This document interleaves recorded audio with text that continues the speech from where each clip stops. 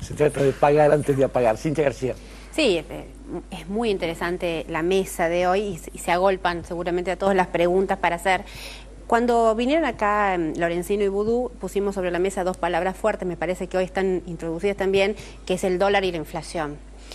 Porque cuando Guillermo Moreno hablaba del precio del pan y de la economía corriente, y por un lado los medios los indican como el polémico secretario de Comercio, también muchos otros lo ven como la cara de la pelea contra la inflación que recorre como fenómeno regional todas las economías de nuestros países latinoamericanos.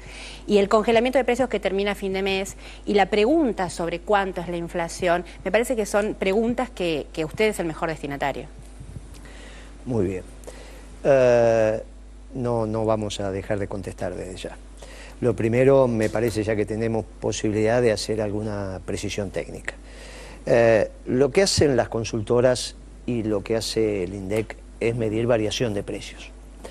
La variación de precios la miden todos los meses sobre una canasta que ellos definen y como ellos mismos informan, porque hasta Polino lo dice, hay precios que suben, precios que bajan, precios que quedan igual y la definición de inflación es aumento generalizado de precios.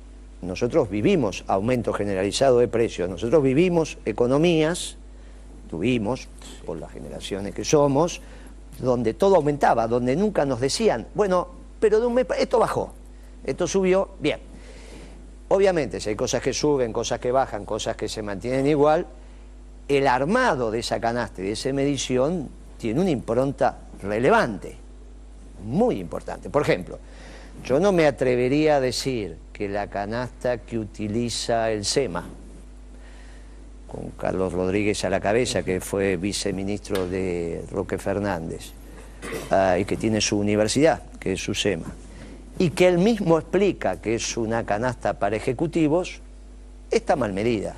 Me da la sensación que él está hablando de una inflación del entorno del 20 para los ejecutivos, que comen en Puerto Madero, que veranean en Cariló, que en general tienen autos de alta gama, cuya ropa también es de alta gama porque tienen un ingreso de alta gama. Ahora, de la misma manera que digo que esa tasa que publica USEMA, la Universidad del SEMA, mensualmente, me parece razonable para ese sector social, en el agregado de la Argentina, la tasa que publica el INDEC también me parece la acertada, porque ahí impacta en otros estamentos. El tema es, y esta es una pregunta clave, ¿quién es el primer funcionario que se entera que la Argentina se está quedando sin dólares? Y entonces, cuando uno revisa esto, dice, bueno, seguramente será el presidente de la Nación. Bueno, es un error, porque al presidente le llegan los informes, o sea que primero se entera el que hace el informe. Bien, entonces descartamos al presidente de la Nación porque obviamente es el que más información tiene del conjunto de los informes que hacen los funcionarios que hacen los informes. Podría ser el presidente del Banco Central, pero el presidente del Banco Central mira la economía desde un lugar. Podría ser el secretario de Hacienda o el ministro de Economía. Mire, el primer funcionario que se entera que en la Argentina van a faltar dólares y se entera con 6 u 8 meses de anticipación es el director del INDEC. Por eso es tan importante esa institución. Y directores nacionales del INDEC, que están debajo del director del INDEC, porque el director del INDEC tiene rango de subsecretario, en este caso Ana Edwin, eran multimillonarios. Y seguían trabajando de directores nacional del INDEC, casualmente en cuentas nacionales, y casualmente escribían en el suplemento de Clarín. Suplemento económico de Clarín. ¿Serán todas casualidades? Entonces, cuando uno empieza a hilvanar estas situaciones, tenemos que desacreditar, tenemos que decir que mienten, tenemos que vulnerar, porque quizás en su momento el accionista minoritario de Clarín también estaba muy tomado en bonos que ajustaban por ser.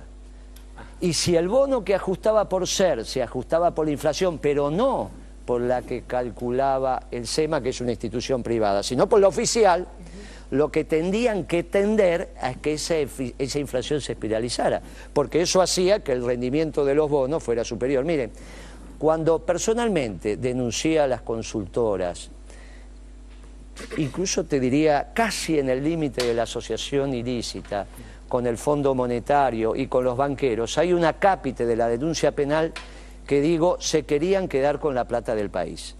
Y esto no es una frase menor.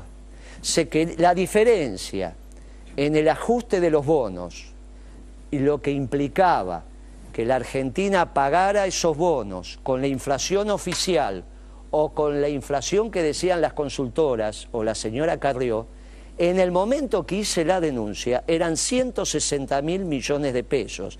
Eso era toda la base monetaria en el momento que hice la denuncia. Era toda la plata que estaba circulando en la Argentina.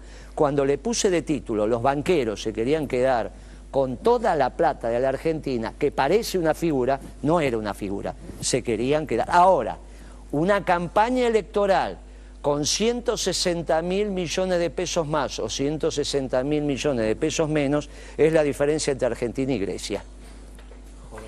Jorbar. Bueno, es la famosa cultura clásica, pero Sandra Russo.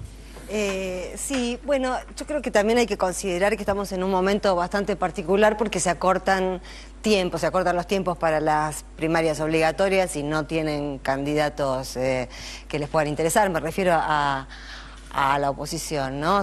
La ley de medios ya está en la Corte.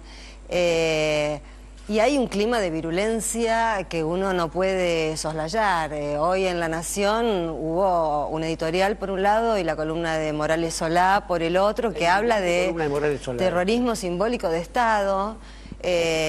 Y bueno, quería saber cómo ve ese contexto político que a mí me parece de una gravedad realmente... Hubiese sido de una gravedad notable si los exportadores... los grandes exportadores hoy no nos estuvieran liquidando las divisas. Ciertamente cuando vienen estos grados de confrontación, los campos neutrales desaparecen. Y esto fue lo que pasó con los exportadores, que claramente están emparentados, casados, son amigos de sus proveedores, que finalmente son los socios de la rural, porque esto del 20-80 que hablaba Ricardo se repite en todas las producciones. Para que vos tengas idea, 24 personas jurídicas en la Argentina hacen el 40% del trigo.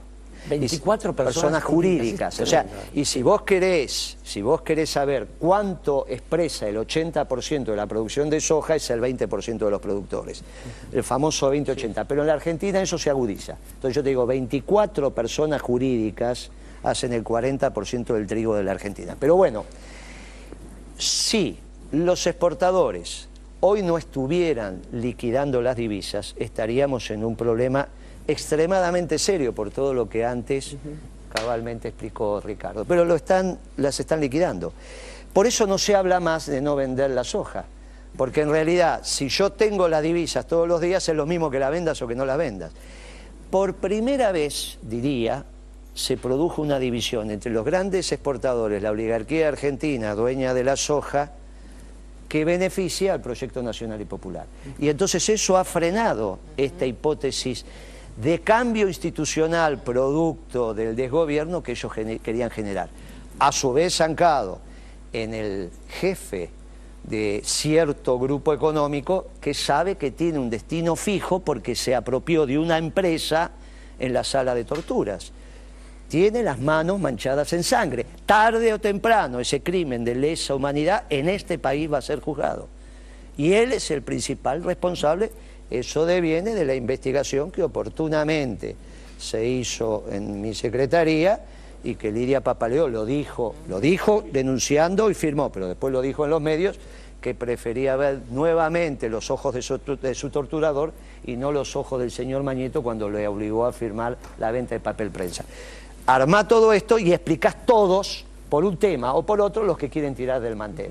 Bueno, esta vez le impedimos que tiren del mantel. Y ahora vamos por otros temas, porque esto estaba también articulado con lo que nos pasaba en el sistema financiero, con este famoso dólar blue, y algunos otros temas de movilizaciones, caceroleos y demás. Era el cóctel explosivo. Desarmamos el esquema de base que tenía que ver con que no me vendan la soja para no tener los dólares en el Banco Central. Ahora generamos estas políticas que tienden estos efectos claros y contundentes y después tenemos que salir a militar con toda fuerza para ganar las elecciones. Ya veo por qué a Guillermo Moreno no lo invitan a la televisión o no va, habla demasiado claramente y además está ocultando una cosa, él que es que hubo una bomba atómica acá, dijo, para Hiroshima, Nagasaki y la Argentina. ¿Cómo no nos enteramos? Vamos a ir al segundo informe de esta noche, en 678, y que tiene que ver justamente con el intento de generar miedo, el intento descarado de generar miedo. Vamos al informe.